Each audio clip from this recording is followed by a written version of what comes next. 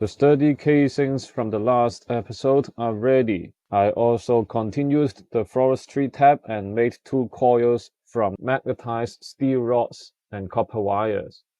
Talking about magnetized rods, I made a basic polarizer so that I can magnetize my iron and steel rods using electricity instead of redstone. Aberfork is really enjoying the new hang glider. He extended the ladder system all the way to above roof so that we can hang glide to and from our old house and our new house. It's working perfectly fine. The view at night is also astonishing. Well, that's enough distraction. I made some gold wires and some phenolic circuit boards to make good circuit boards. This completes another task, and it is also an important step of pushing us into the next stage. Oops, I accidentally electrolyzed too much salt.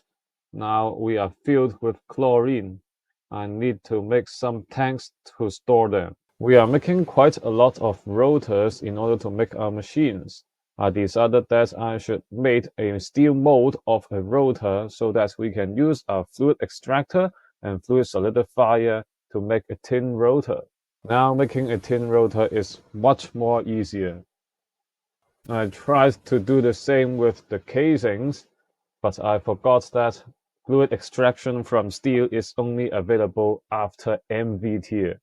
So we will have to stick to the old traditional method, which is fine. And I made a mixer. Not sure what can we do with it. The next day, Aberfork complained about running out of wood, so I went to the twilight forest, found a big tree and tried to chop it down with my lumber axe with only 20% use left.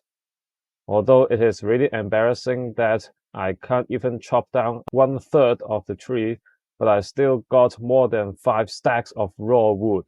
That's pretty good, isn't it? Now that we are in the twilight forest, let's explore the ore veins in here. We are running out of iron, so I got an iron ore vein nearby. And I also found a sapphire ore vein. I got some iron, but I'm leaving the sapphire here because we don't need sapphire now. Time to go back home and unload our wood and iron for Aberfork. He has automated something. Let's take a look. We can put in coal into this chest on the left, and the coal will be inputted into the coke oven upstairs, being processed into coal coke, and output into this middle chest down here.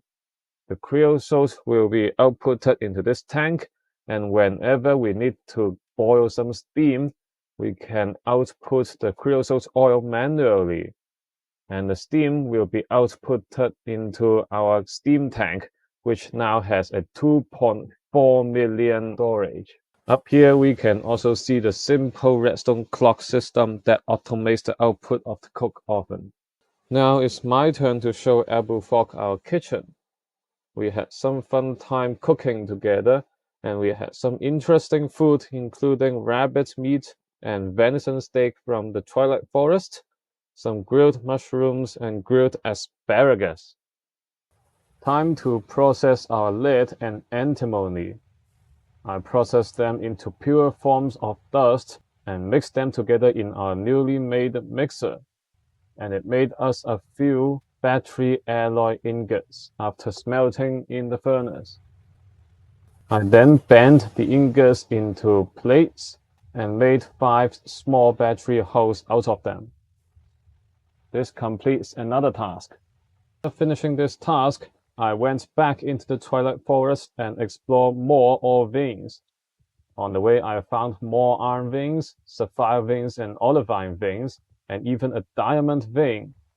And finally, I found a nickel vein, which we will need very soon. So I mined a lot of nickel and also cobaltite out of it.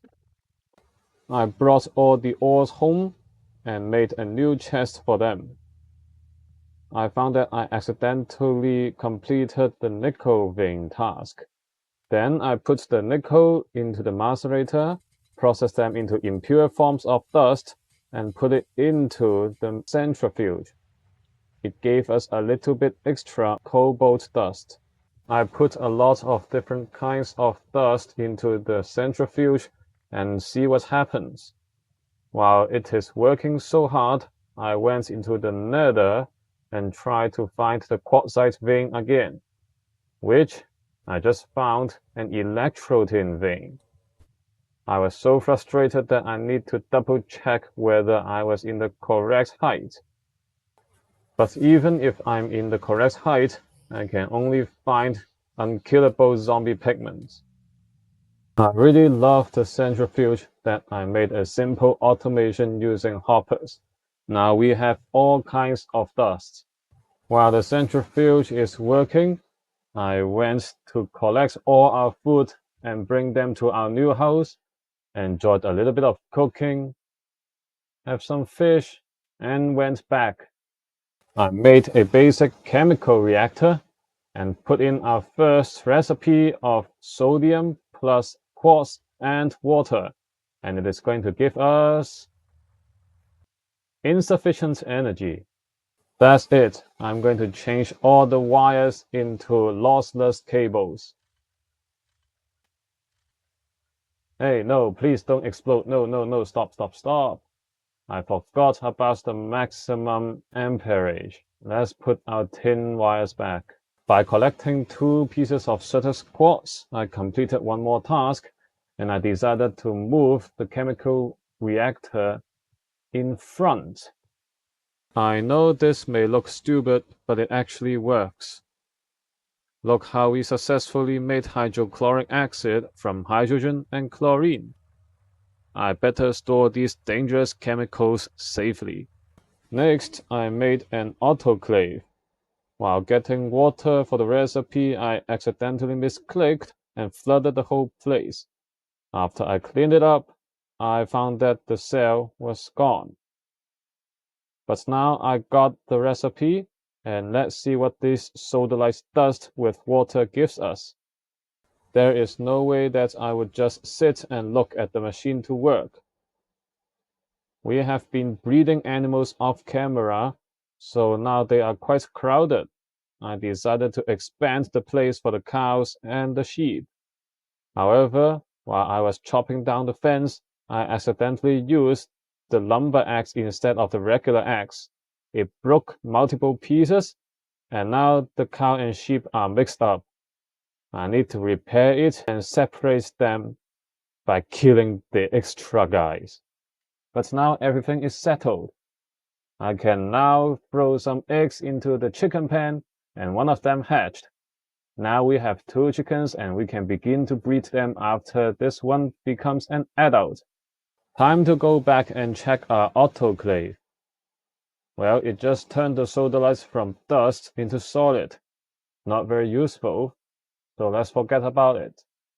I made a fluid canner and I put in some molten redstone with the battery hole, and it made an RE battery. I can charge the battery with these machines. I'm sure the charged batteries will be very useful later on in the game. Overall, this has been a chaotic episode, but luckily, all things are settled now. I've worked so hard for today that I'm so hungry now. Let's finish off by eating and refueling our hunger to maximum.